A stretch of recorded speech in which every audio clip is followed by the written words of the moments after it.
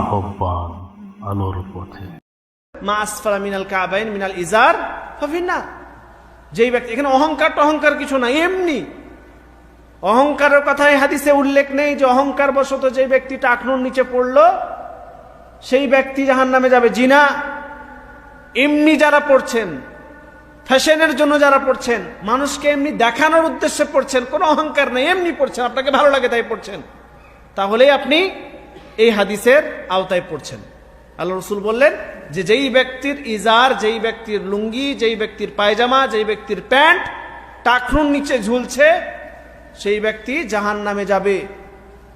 তৃতীয় হাদিস আমরা কি পড়লাম?